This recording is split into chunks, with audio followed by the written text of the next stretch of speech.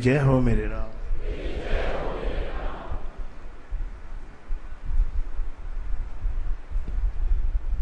खुश नसीबी और खुशी ये क्या वस्तु है?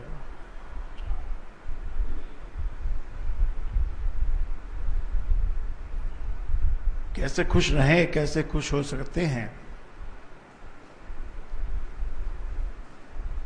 अविद्या से सब घिरे हुए हैं जो इंसान है,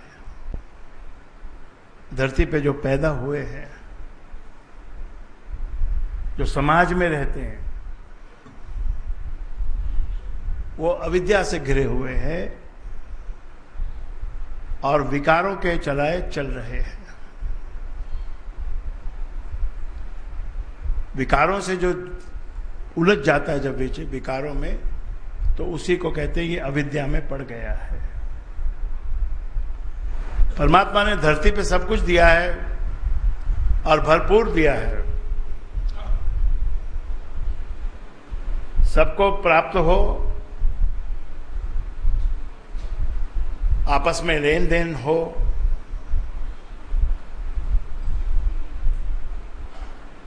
और जहां कोई वस्तु पैदा होती है वो इतनी पैदा होती है कि वहां से उसको बाहर भेजा जा सकता है, यहां तक कि दूसरे मुल्कों में भी भेजा जा सकता है।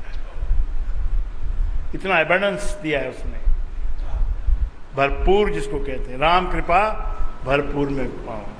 गुरु बैठा है, गुरु कृपा देने के लिए, कृपा का राह, कृपा का मार्ग बताने के लिए बैठा है गुरु। और जो कृपा का मार्ग बताता है वो स्वयं कृपा भी करता है, केवल मार्ग नहीं बताता है, कृपा भी करता है।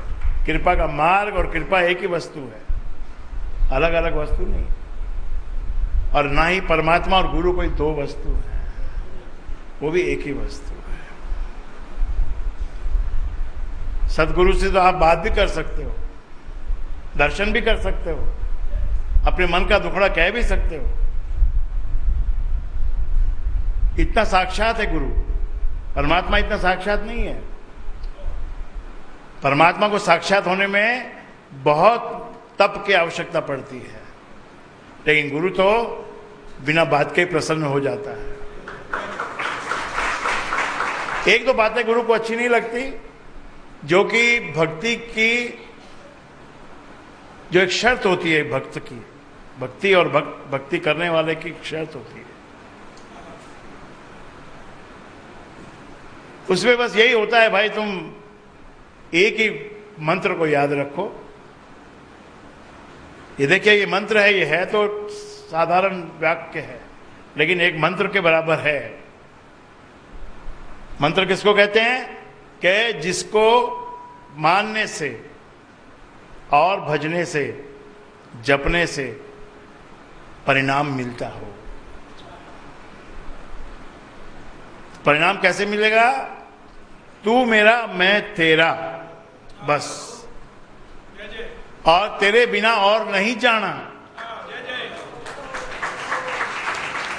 तू मेरा और मैं तेरा, और तेरे बिना मैं और नहीं जाना।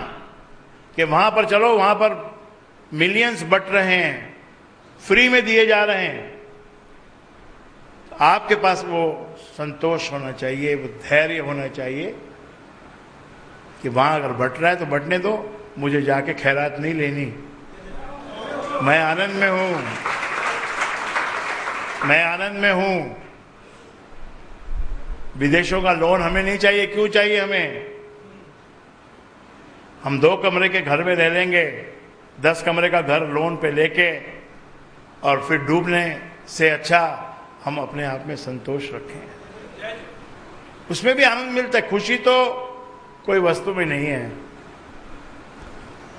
खुशी तो एक गिलास पानी मिल जाए, अच्छा प्यास लगी हो तो खुशी हो जाती है।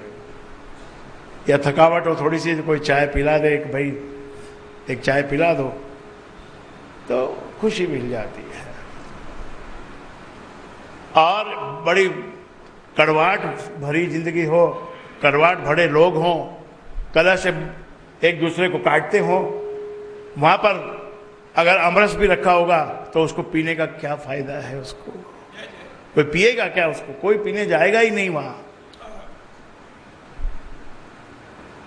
तो एक तो हम अटैचमेंट हमारा बहुत ज्यादा है वस्तुओं से, होना चाहिए, क्योंकि ठीक है संसार का भी थोड़ा हमको देखना है, नियम सब संसार के नियमों पे भी चलना है, मगर ऐसी भी होनी चाहिए हमारी फिलॉसफी, थियरी, हमारी विद्या, कि जो मिला वो भी ठीक है, जो मिला वो आनंद है। अभी हर वर्ष जो सैलरी पे काम करने वाले हैं कितना गलत सोचते हैं वो, कि अभी हमको 25% प्रमोशन नहीं मिला, पिछले साल तो मिला था ना, पिछले साल 25% मिला, इस साल 10% मिल गया, तो 10% कोई कम नहीं होता मेरे भाई। तुमने अपने मन में सोच लिया कि मुझे 35% राइस चाहिए, तो ऐसे ही तुमने हर वस्तु में सोच रखा है कि मुझे तो ये चाहिए, मुझे ये पद चाहिए, मुझे वो पद चाहिए, मुझे ऐसा चाहिए, मुझे वैसा चाहिए, रेशमी बिस्तर चाहिए मुझे। आपको मैं बता देता हूं कि रेशमी बिस्तर जिस दिन आपको मिलेगा उस दिन आपको नींद नहीं आएगी। नींद तो हल्के फुल्के बिस्तर पे ही आ जाती है, राम राम भज के जप के, प्रभु का ध्यान करके, माता पिता को प्रणाम करके, पेट जरा हल्का रख के आराम करेंगे तो नींद भी आएगी, परमात्मा से, परमात्मा का दर्शन भी होगा और आनंद भी होगा। परमात्मा दर्शन कोई अपना मुखड़ा दिखा के नहीं देता, वो तो स्वप्न में आता है, ले जाता है, कहां कहां तुमको सैर करवाता है, घुमाता है। क्यों? क्योंकि तू दुखी है, इसलिए। दुख को काटने का यह भी एक तरीका है। दुख जब काटे नहीं कटता तो एक सिंपल थियरी को यूज करो, बड़ी सिंपल थियरी है, उस स्थान से ही हट जाओ, उस परिस्थिति से ही निकल जाओ। कैसे निकलेंगे भाई? परिस्थिति तो बड़ी बिगड़ गई है, उससे कैसे निकलेंगे? निकल जाओ, अपने परमात्मा का हाथ पकड़ो, गुरु का हाथ पकड़ो और चले जाओ किसी और दूसरी दुनिया में। जाओ, सैर करके आओ, घूम के आओ, घर में अगर कलह चल रही है तो नीचे वॉक करके आओ। ऐसे ही बहुत दुख जिंदगी में आ गया है तो परमात्मा के साथ सैर पे निकल जाओ। कि कहां गया भाई? गया घूमने। इतने दुख में, जब दुख जाता ही नहीं, यहां से हिलता ही नहीं, तो मैं चला जाता हूं। एक ही बात है ना, या तो दुख जाए या तो मैं जाऊं, रहना नहीं है साथ में। और दूसरा, हमारे को अपने विचारों से, जो गुरु ने दिए, जो ज्ञान दिया, तुम्हारे पास विचार हैं और गुरु के पास ज्ञान है, तुम्हारे पास अविद्या है, गुरु के पास विद्या है। इसीलिए गुरु का इतना महत्व है कि हमारी अविद्या को दूर करेगा कौन? हमारी अविद्या को गुरु ही दूर करेगा। हम तो छोटी छोटी बातों में लड़ने को तैयार हैं, मरने को तैयार हैं और बेईमानी करने को तैयार हैं। और उसके बाद हमको कई बार मालूम भी पड़ चुका है ये बात कि हाथ कुछ नहीं आएगा, बहुत बेईमानी करके हाथ तो कुछ नहीं आने का है,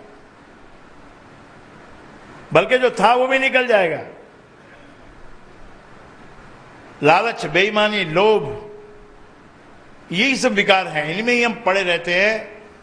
हमको क्या करना चाहिए? शुद्ध आचरण रख के, शुद्ध विचार रख के जीवन को जीना चाहिए, वस्तुओं को प्राप्त करना चाहिए, उनका उपभोग करना चाहिए।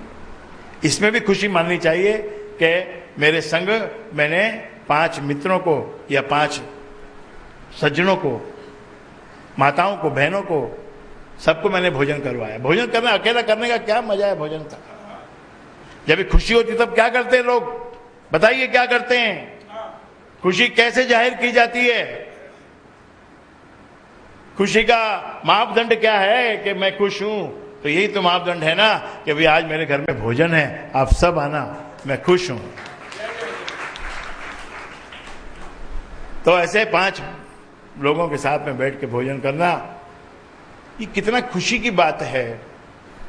और इसको व्यवहार कहते हैं, इसी को व्यवहार कहते हैं। व्यवहार कुशल बनना, गुरु के दरबार में आने वाला व्यवहार कुशल होना चाहिए। कर्म भी करते रहो, तो उसमें धीरे धीरे, क्योंकि एक कर्म करो, एक में निष्ठा रखो, निष्ठावान बनो। बिना निष्ठा के कहीं भी सफलता नहीं मिलेगी। तुमने हाथ कहीं भी डाल दिया हो, तुमने कुछ भी व्यापार करना शुरू कर दिया हो, कोई भी काम करना शुरू कर दिया हो, लेकिन उसमें निष्ठा होकर होगी तो वहीं से प्राप्त होगा।